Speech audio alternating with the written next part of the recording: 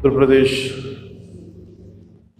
ప్రభుత్వానికి సంబంధించి కీలకమైన శాఖ పంచాయతీరాజ్ శాఖ. ఆంధ్రప్రదేశ్ వెన్నుముకి శాఖ. ప్రభుత్వ ఉద్యోగులు, అనేక సంఘాలు, వారి నాయకులు వీరందరూ ఈ రోజున ఇక్కడికి వచ్చి నాకు అభినందనలు తెలుపుతున్నందుకు మనస్ఫూర్తిగా మీ అందరికీ పేరు పేరున నా హృదయపూర్వక ధన్యవాదాలు. మనం క్షమించాలి, కొంతమంది సంఘాల నాయకులు ఇచ్చినప్పుడు మొదటి రోజు ఛార్జ్ తీసుకున్నప్పుడు చాలామంది ఎక్కువ వచ్చేయటం వల్ల నాకు ప్రత్యేకమైన ఇబ్బంది ఉంటుంది. సో దాంట్లో మీ సంఘాల నాయకులందరినీ కలుసుకోలేకపోయారు, దానికి క్షమించాలి. అందుకని వెంటనే నా దృష్టికి రాగానే వెంటనే మీకు ఫోన్ చేసి మీతోనే మాట్లాడినట్టు. నా ఉద్దేశం ఏంటంటే నిర్లక్ష్యం చేసే వ్యక్తిని కాదని చెప్పడానికి,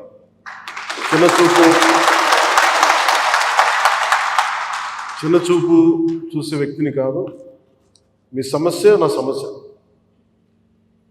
అది చాలాసార్లు సభలో చెప్పాను, కానీ ఇప్పుడు ప్రత్యేకించి ఛార్జ్ తీసుకున్న తర్వాత మీకు మళ్ళీ మీ అందరికీ తెలియజేసుకుంటా ఉన్నాను. మిమ్మల్ని అర్థం చేసుకునే వ్యక్తిని, మీ సమస్యల్ని పరిష్కరించడం, ఎంత త్వరగా పరిష్కరించడం అనేది నా ఒక్కడి చేతిలో లేదు, కానీ మీ సమస్యల్ని వినగలిగే శక్తి ఉన్నవాడు.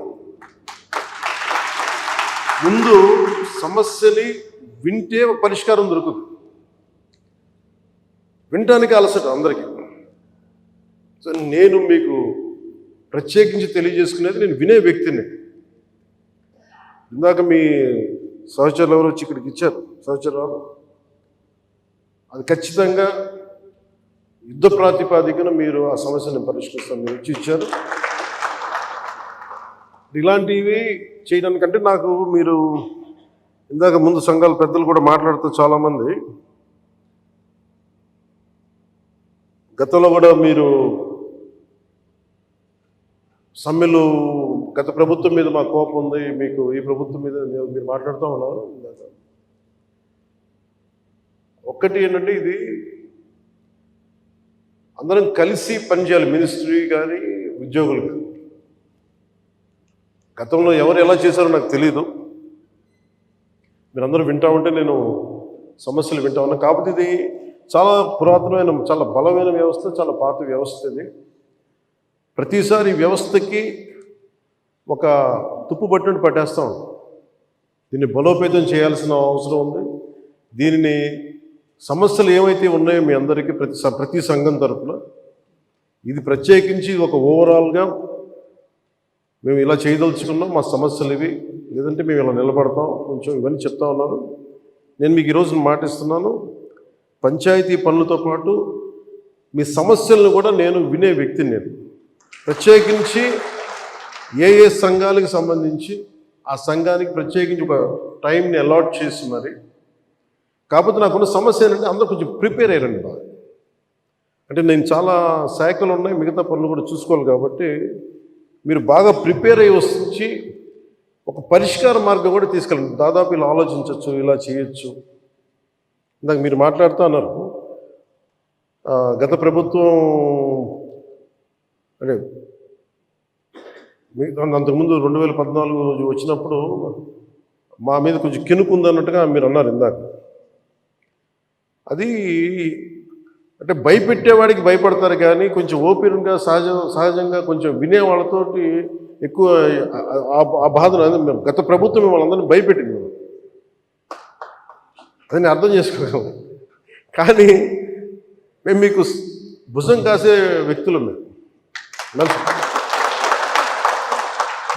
ఇది ఒక వ్యవస్థని తిరిగి బలోపేతం చేయాలంటే చాలా చాలా కష్టసాధ్యమైంది. నాకు నిజంగా చెప్పాలంటే ఒకసారి నాకు ఇది నేను చాలా ఆనందంగా ఎంచుకున్న శాఖ. నేను ప్రభుత్వ ఉద్యోగ కొడుకుని, ఆ జీతాల మీద మేము పెరిగినవాడిని. మా నాన్న జీతాలు రాకపోతే మమ్మల్ని స్కూల్ బయటికి పంపించి మళ్ళీ జీతాలు వచ్చిన తర్వాత మళ్ళీ స్కూల్లోకి అలౌ చేసినాయి, అవి కూడా ఉన్నాయి నా సంఘటన. అలాంటి సంఘటనలు ఉన్నాయి. అందుకని నీ కష్టాన్ని అర్థం చేసుకోగలను. అంటే 1వ తారీఖు జీతం రాకపోతే ఏమవుద్దు నాకు అనుభవం ఉంది. అలాగే ఆఖరి వారంలో డబ్బులు అయిపోతే కూడా ఆ పరిస్థితి కూడా నాకు తెలుసు. మా పొరపాటున మేము ఏదో ఇవి జరిగిపోయినాయి, కానీ మేము ఇలా ఈ సినిమా రంగంలో ఉండటం వల్ల బేసిక్గా చాలా సాధారణ స్థాయి నుంచి వచ్చాం కాబట్టి అన్నిటికంటే కూడా సాధారణ స్థాయి మాకు భగవంతుడి వచ్చిన మమ్మల్ని తీసుకొచ్చిన సాధారణ స్థాయి కష్టాలని మేము మర్చిపోం. అందుకని ఈ రోజున రోడ్ల మీద బయటికి వెళ్ళి ఎందుకు ఆగి ఎందుకు మాట్లాడతానంటే ఆ కష్టం ఎలా ఉంటుందో నాకు తెలుసు. ఇందాక మీరు ఇచ్చిన రిప్రజెంటేషన్ కూడా ఆ కష్టం ఎలా ఉంటుందో నాకు తెలుసు. సో ఇలాంటి స్పందనకి వెంటనే ఉంటుంది. కానీ నేను కోరుకునేది ఏంటంటే మిమ్మల్ని గత ప్రభుత్వం మిమ్మల్ని భయపెట్టింది. అంతకుముందు ఉన్న ప్రభుత్వం మీరు ఏదైనా ఒక నిరసన చెప్పడానికి చాలా బలంగా చెప్పగలిగేవారు. కానీ ఇప్పుడున్న కూటమి ప్రభుత్వం మీకు అండగా నిలబడుతుంది. ఫస్ట్ ముందస్తుగా మేము మీతో గొడవ పెట్టుకోవడానికి ఫస్ట్, ఎందుకంటే బ్యాడ్ బ్లడ్ ఉండకూడదని ఫస్ట్ ఫోన్ చేశాను మీకు. అరే వస్తే నువ్వు కలవలేదండి, నువ్వు కూర్చొని పెద్ద ఆఫీసులను కలుస్తాం, మమ్మల్ని కలవవా అని ఒక చిన్న బాధ ఏదో ఉంటుంది. ఎందుకంటే నాకు తెలుసు, మా నాన్న బాధ నాకు తెలుసు. అందుకని వెంటనే ఫోన్ చేశానండి. ఆ కష్టం నాకు తెలుసు. ఇంకా నేను మీకు ఒకసారి ఏమైపోతుంది, అందరూ ఒకేసారి వచ్చేస్తే నేను మాట్లాడలేని పరిస్థితులు తప్ప మీరు 1-on-1 కూర్చొని గ్రూప్గా కూర్చుంటే మటుకు నేను చాలా మీకు ఫస్ట్ వినే వ్యక్తిని. నేను విన్న తర్వాత పరిష్కార మార్గం వెతుకుతాను. మీకు గత 10 రోజుల్లో గత ఛార్జ్ తీసుకున్నప్పటి నుంచి నేను రివ్యూలు చేస్తూ ఉంటే ఉన్న పరిస్థితి, మీరు ఉద్యోగాలు లేవు, లేదంటే మనకి పర్మనెంట్ చేయలేదు, లేదంటే కూర్చొని గ్రేడేషన్ మార్చాలి, లేదంటే 2003 మాకున్న ఓల్డ్ పెన్షన్ స్కీమ్ అప్లై చేయాలి, రకరకాల అనేక సమస్యలు ఉన్నాయి. వీటన్నిటినీ చాలా క్షుణ్ణంగా మీ దగ్గరతో వింటారు. కాబట్టి వీటన్నిటికీ మించి మూలం ఆర్థిక మూలం. రాష్ట్ర విభజన జరిగినప్పటి నుంచి ఈరోజు దాకా ఆంధ్రప్రదేశ్ ఇంకా ఉణుకుతూనే ఉంది, ఆర్థికంగా నిలదొక్కుకోరు. మేము కూడా ఓటు చీలకూడదు, అందరూ కలిసి రావాలి. ఎందుకన్నామంటే అసలు ఆంధ్రప్రదేశ్కి ఒక బలమైన రాజకీయ వ్యవస్థ ఉంటేనే కింద ఉన్న మనకి పనిచేస్తున్న ఉద్యోగులందరికీ కూడా ఒక భద్రత ఉంది. ఇందాక మాట్లాడుతూ ఉంటే కూడా ఐఏఎస్ అధికారులతో వాళ్ళకి కూడా డిఏలు ఇవ్వలేని పరిస్థితి ప్రభుత్వం.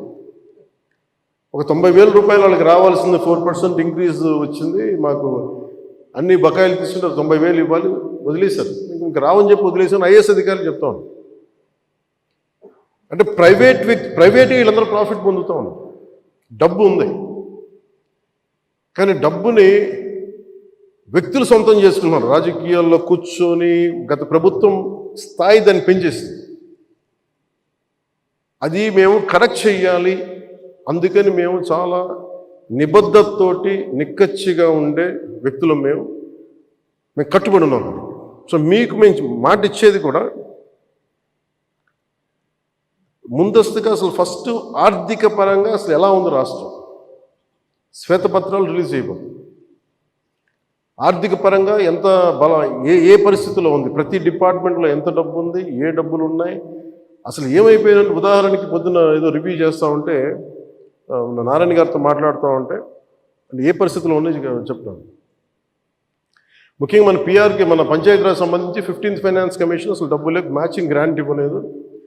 దాదాపు కొన్ని వేల కోట్లు రావాల్సింది రాలేదు. ఇప్పటికి ఈరోజు కూడా కూర్చోబెట్టి దాదాపు 1800 కోట్లు అనుకుంటున్నాను, 1580 కోట్లు, క్లోజ్ టు 1600 crores రావాలి. సో 15th ఫైనాన్స్ కమిషన్ డబ్బులు వదిలేసుకున్నాం. జల్ జీవన్ మిషన్ లాంటిది గోల్డెన్ నిధులు ఉన్నాయి. సో ఏ పథకం, కేంద్ర పథకాలకి ఇవన్నీ చూస్తుంటే కేవలం మ్యాచింగ్ గ్రాంట్ ఇవ్వలేకపోవడం. నేను అధికారులు పొద్దు నుంచి గత రోజుల నుంచి నేను అడుగుతా ఉంటే ఒకటే అడుగుతున్నాను, ఏమైనాయంటే మీ బాధ్యత కదా, మీరు ఎందుకు లేరు ఇట్లా అని అడిగారు. సమస్య ఏమైంది, సరైన నాయకత్వాన్ని ప్రజలు ఎన్నుకోలేనప్పుడు ఇష్టారాజ్యంగా ప్రవర్తించారు. దానికి పర్యావసానమే మనం అనిపిస్తుంది ఈరోజు. నేను మీకు ఒక రెవల్యూషనరీ విప్లవాత్మకమైన మార్పులు తీసుకురావాలి ఆంధ్రప్రదేశ్ విధి విధానాల్లో కానీ ప్రభుత్వ విధానాల్లో కానీ, దానికి నేను నా వంతు కృషి నేను బలంగా చేసి పెడతాను. మీకు ఏదో ఒక రోజు వారానికి మీ సమస్యల మీద ప్రత్యేకించి దృష్టి సారిస్తాం. అంటే ఈరోజు కూర్చుంటే ఒక సపోజ్ నెల రోజుల్లోపు నాకున్న సమయంలో, అందుకే నెల రోజులు అంటే అది 2 వారాల్లో కానీ మీరు చెప్పండి, నాకు ఇంత టైం పడుతుంది, ఒక్కొక్క వింగ్ని అర్థం చేసుకోవాలి. ఇప్పుడు మీరు చెప్పారు ఈ ఫిట్మెంట్లు కానీ పిఆర్సీ, మనకి పిఆర్సీ కానీ, అలాగే కమిషనర్స్ని ఇప్పుడు దాకా అపాయింట్ చేయలేదు. ప్రతిదీ కూడా మీరు క్షుణ్ణంగా చెప్తే నేను కన్సర్న్ అధికారులతో మాట్లాడి నేను ఏం చేయగలనంటే, నేను టాస్క్ మాస్టర్, ముందు సమస్యకు పరిష్కారం వెతుకుతానని చెప్పేవాడు. నేను పారిపోయే వ్యక్తిని. నాకు యాక్చువల్లీ నాకు రాజకీయాలు నాకు అవసరం లేదు. నాకు నేను ఎందుకు వచ్చానంటే ఇది నా నేల అనుకొని వచ్చాను. ఇది ఎవరో మీ తరపున నిలబడి మాట్లాడటానికి ఇన్ని కోట్ల మందికి నిలబడాలి, నా వంతు కృషి చేయడానికి వచ్చాను. దాంట్లో భాగం మీ భవిష్యత్తుకి, మీ భద్రతకు కూడా నేను మనస్ఫూర్తిగా మాటిస్తున్నాను, ఇది నిలబడి. సో నేను కోరుకునేదల్లా మీకు ఈరోజు నేను అద్భుతాలు చేసేస్తాను, అన్ని సమస్యల్ని పరిష్కరించేస్తాను నేను చెప్పను. ముందు నేను అవగాహన చేసుకోను. శాఖాపరమైన అవగాహన చాలా చాలా అవసరం. అలాగే దీంట్లో ఎంతమంది ఉద్యోగులు ఉన్నారు, ఏ స్థాయి ఉద్యోగులు ఉన్నారు, ఏమేమి చేయాలి, వీళ్ళందరికీ ఏ సమస్యలు ఉన్నాయి, ఇది ఒకటి. మీరు 2 రకాలు స్టడీ చేయాలి.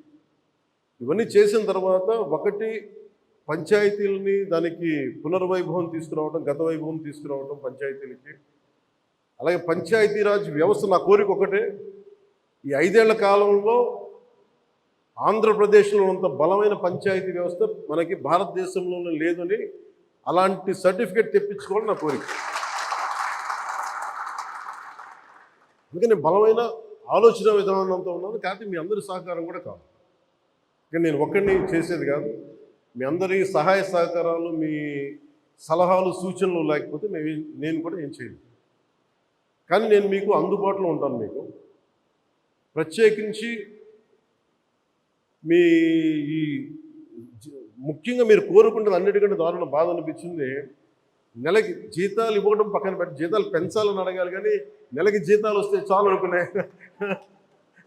1వ తారీఖుకి జీతాలు వస్తే చాలు అనే స్థాయికి పెరిగిపోయింది. సో అభివృద్ధి అనేది లేదు, నిధులు లేవు. వీటన్నిటి మధ్యలో now governance is a great challenge for all of us. కానీ మాకేం నమ్మకం ఉందంటే పెట్టుబడులు తీసుకురాగలం, అభివృద్ధి పదంలో ముందుకు తీసుకెళ్ళగలం, ఒక ధైర్యం చాలా బలంగా ఉంది. సో మేము బలంగా మీకు చేసి నీకు నెక్స్ట్ మీటింగ్ నేను మీకు తెలియజేస్తాను. సంఘాల పెద్దలందరికీ, నాయకులందరికీ. హరిప్రసాద్ గారికి నా పొలిటికల్ సెక్రటరీ, అలాగే మన పంచాయతీరాజ్లో కూడా కొంత ఆయన సహాయం తీసుకుంటాను. వరప్రసాద్ గారు వీళ్ళందరూ ఉన్నారు. కానీ ప్రత్యేకించి ఇంకొంచెం మీకు ఎక్కువ నమ్మకం కలిగించడానికి నేను అందుబాటులో ఉంటానని చెప్పడానికి, మీరు సమస్యని ఇన్ని సంఘాలు ఉన్నాయి, వీళ్ళకి ఈ సమస్య ఉంది, ఇది మాకు క్షుణ్ణంగా ఈయనేమంటారని మిమ్మల్ని ఈ రిపోర్ట్ చేసి పట్టుకురండి నేను మాట్లాడు.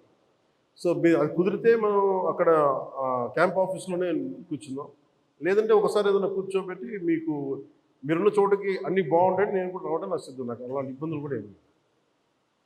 సో ఇవన్నీ దృష్టిలో పెట్టుకుని నాకు ఇప్పుడే ఛార్జ్ తీసుకున్నాను కాబట్టి కొద్దిగా నాకు కొన్ని రోజులు సమయం ఇవ్వండి. నాకు సమయం ఇచ్చిన తర్వాత మీతో కూర్చొని మన సాధక బాధకాలన్నీ మాట్లాడుకుని, ముందు మీరు ఆనందంగా ఉంటే తప్ప ప్రజలకి మిమ్మల్ని ఆనందంగా ఉంచలేదు. నాకు మీరు ఆనందంగా ఉండాలని మనసావాచ ఆకాంక్షించాను. అలాగే మీ సమస్యనమ్మా నేను వెంటనే అది మాట్లాడేస్తాను. నేను లాస్ట్ టైం కూడా చేయించాను, 2014లో కూడా ఇలాంటి ఇష్యూ ఏదో ఉంటే నేను అది ప్రత్యేకించి చేయించాను. It will be done. అది మేమే కూర్చోబెట్టి చేస్తాను. అది మటు కొంచెం మాట్లాడుతున్నాను.